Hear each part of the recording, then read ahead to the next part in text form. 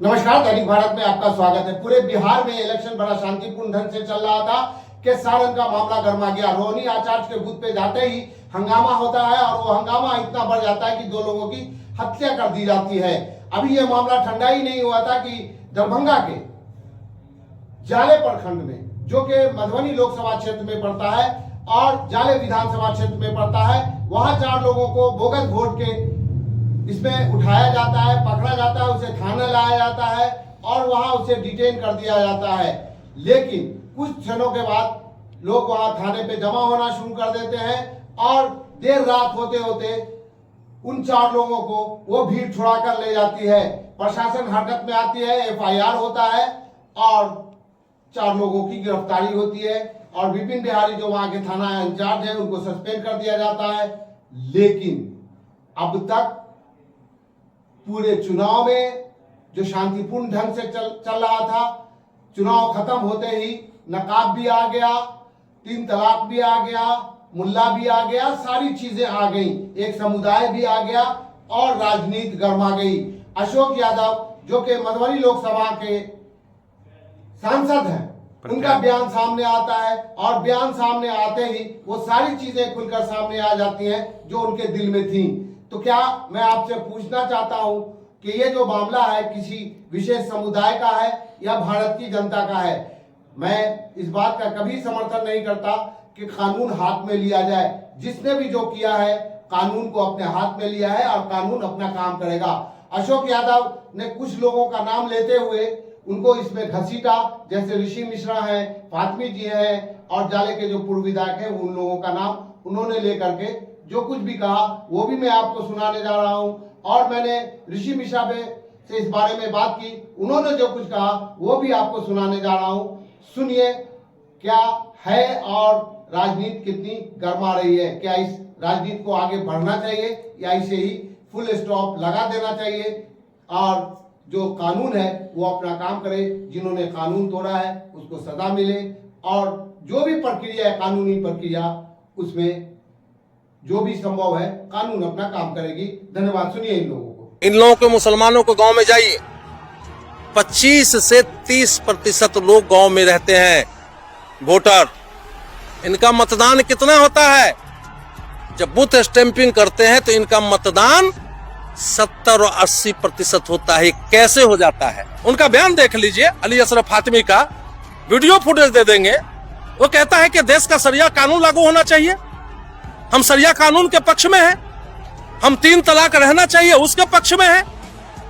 ये कहता है कि हम बांग्लादेश जो घुसपैठी है उसको चाहता है, नागरिकता दिलाना चाहता है।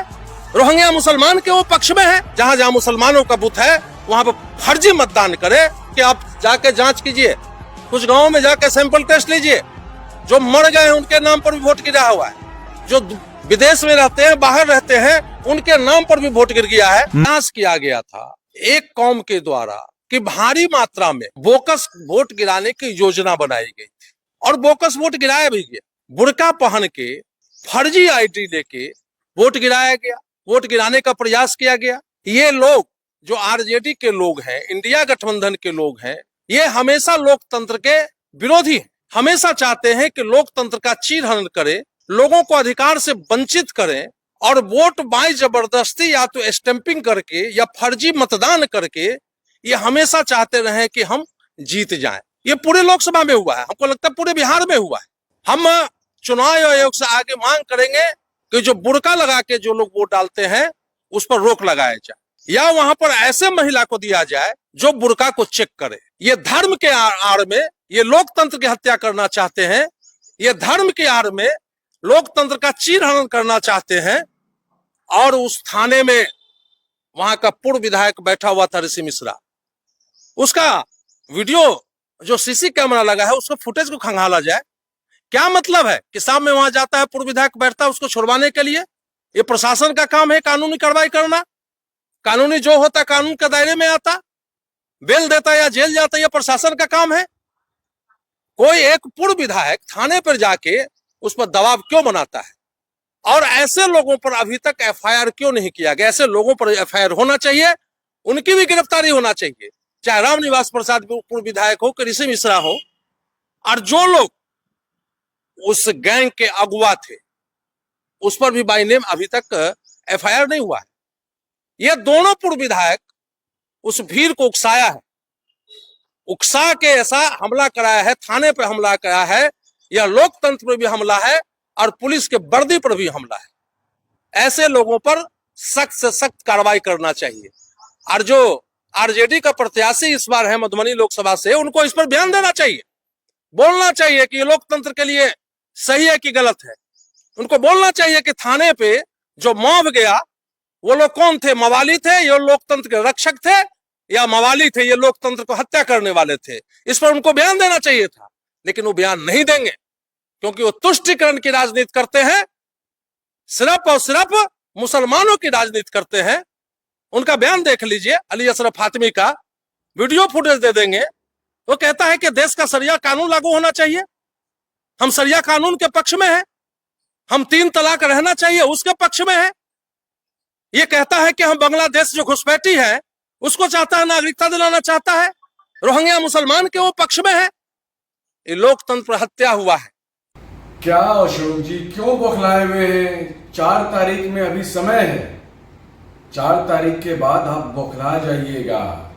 अब हम लोग को समझ में आ रहा है कि लोकसभा में 5 साल सांसद रहे, एक सवाल नहीं पूछ पाए मधुबनी के बारे में, आरोप लगाते हैं।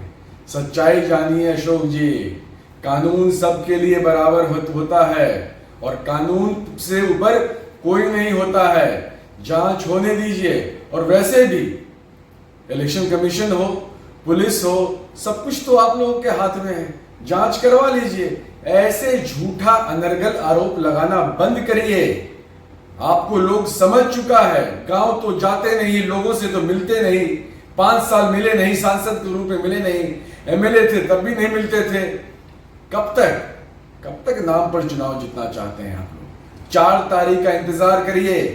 4 तारीख के बाद अपना बौखलाहापन, उतावलापन सब 4 तारीख को आपका निकल जाएगा।